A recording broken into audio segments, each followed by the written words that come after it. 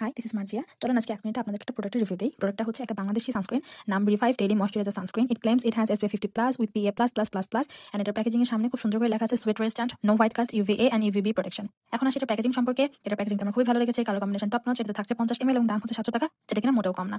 এবার এটা কি ক্লেম করে সেটা সত্যি নাকি আমরা সেটা দেখব। প্যাকেজটা যখন আনপ্যাক করেছি তখন আমার কাছে আরো বেশি ভালো লেগেছে। টিউবটা খুব সুন্দর, ছোট, ইউজার ফ্রেন্ডলি, ব্যাগের মধ্যে খুব সহজে স্লিপ করা যায় এবং যে কোনো জায়গায় এটাকে নিয়ে যাওয়া যায়, ক্যারি করা যায়, বেশ ভালো। প্যাকেজিংটা তো আমি বললাম ম্যাট ফিনিশ, উপরে কিছু শাইনি টেক্সচার, আমার কাছে খুব ভালো লেগেছে। এবার ইনসাইডে প্রোডাক্টটা কিরকম, আমি সকালে এবং বিকালে দুবার করে দিয়েছি, 7 দিন টানা ব্যবহার করেছি এবং তারপরেই আমি রিভিউ দিতে এসেছি।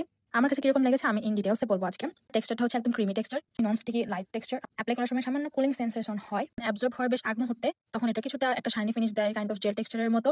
এটাতে বেশ ভালো পরিমাণে কড়ার গন্ধ আছে। যারা ফ্রেগরেন্স যুক্ত প্রোডাক্ট ব্যবহার করতে পারে না তাদেরকে বলবো বি কেয়ারফুল। এবং এই প্রোডাক্টটা বলে নো সোয়েট, তবে 100% না হলেও 80% কথাটা রাখতে পেরেছে। কিন্তু যারা অয়েলি স্কিন গার্লি তাদেরকে বলবো এটা 2-3 ঘন্টা পর আপনার কিন্তু অয়েল সিচুয়েশন বেশ ভালো মতোই হবে এবং আপনাকে এটা রিঅ্যাপ্লাই করতে হবে, অথবা আপনাকে কম্প্যাক্ট ব্যবহার করে এটাকে আপনার অয়েল সিচুয়েশনটা বন্ধ করতে হবে। এটা মোটেও অয়েল রেজিস্ট্যান্ট না।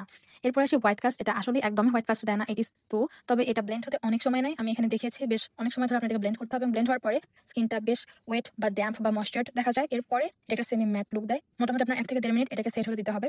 প্রথম দিন আমার বেশ চোখ জ্বালা করলো, এরপরে আর চোখ জ্বালা করেনি। আপনারা ব্যবহার করে জানেন আপনাদের কাছে এটা কেমন লেগেছে।